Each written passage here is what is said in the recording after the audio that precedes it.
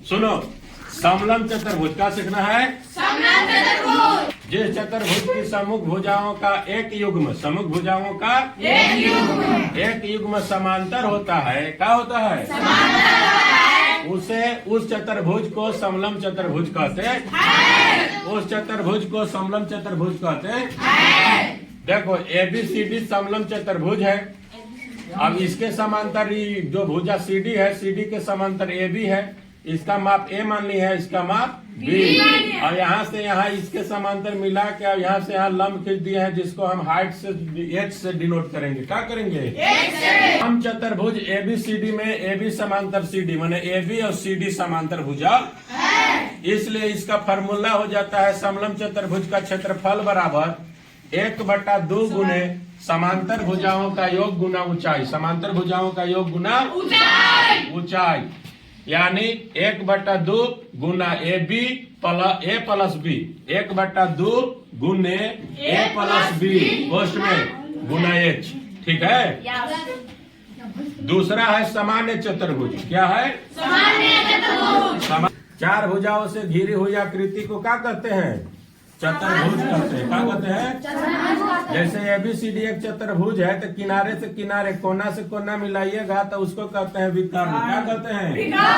विकर्ण कहते हैं। ठीक है। अब देखो, यहाँ से यहाँ तक लंब खींचा है, इसकी ऊंचाई है H1 और इसका ऊंचाई है H2। चतुर्भुज ABCD का विकर्ण AC तथा BD अगर यहाँ से यहाँ खींचेगा तो एगो BD भी विकर्ण हो जाएगा। तो सामान्य चतुर्भुज का अगर कोई पूछेगा क्षेत्रफल बराबर फार्मूला सूत्र, तो कहिएगा 1/2 गुने पहला विकर्ण गुने ऊंचाइयों का योग। ऊंचाइयों का मतलब 1/2 गुने D। काहे कि यहाँ विकर्ण एगो है तो D खाली लिखे हैं। अगर 2 रहेगा तो D1 D2 अभी आगे समझेंगे। ठीक है।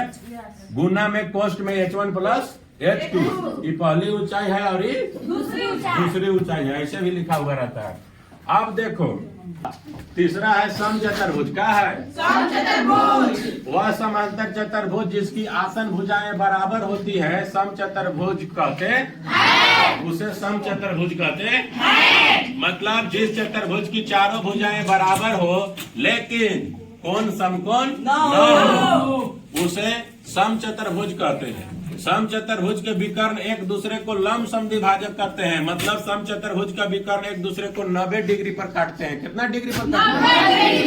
90 डिग्री पर काटते हैं। जैसे देखो, PQRS सम चतुर्भुज है। इसके आमने सामने का चारों भुजा आपस में क्या होता है? बराबर। और इसका विकर्ण जो है एक दूसरे को 90 डिग्री पर काटेगा, समकोण पर काटेगा, उसको ही कहते हैं लंब समद्विभाजक। नहीं, मतलब 90 डिग्री पर भी काटेगा और बराबर बराबर भी काटेगा। जितना ई होगा उतना जितना ई होगा उतना। ठीक है। तो सम चतुर्भुज के क्षेत्रफल बराबर सूत्र होता है 1/2 गुने पहला विकर्ण गुने दूसरा विकर्ण। पहला विकर्ण यहाँ देखिए है, इसको D1 से सूचित किए हैं, और दूसरा विकर्ण है ये D2 से सूचित किए हैं।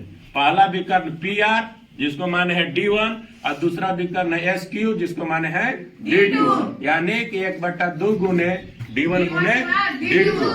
अब देखो, नोट में एक बात याद रखना कि सम चतुर्भुज समांतर चतुर्भुज हो सकता है, इसलिए जब सम चतुर्भुज का अगर विकर्ण नहीं दिया रहेगा, आधार और ऊंचाई दिया रहेगा, तो समांतर चतुर्भुज के क्षेत्रफल से उसका क्षेत्रफल निकालेंगे। समांतर चतुर्भुज के सूत्र से उसका क्षेत्रफल निकालेंगे, यानी कि सम चतुर्भुज का क्षेत्रफल बराबर समांतर चतुर्भुज का क्षेत्रफल बराबर आधार गुने ऊंचाई। समांतर चतुर्भुज के क्षेत्रफल आधार गुने ऊंचाई न होता है। तो जब सम चतुर्भुज के विकर्ण नहीं दिया रहेगा, आधार ऊंचाई दिया रहेगा, तब उसका क्षेत्रफल निकल सकता है। कौन सूत्र से? समांतर चतुर्भुज का क्षेत्रफल वाला सूत्र से। आधार गुने ऊंचाई, मतलब विकर्ण नहीं दिया रहेगा तो आधार गुने ऊंचाई दिया हुआ रहेगा। ठीक है।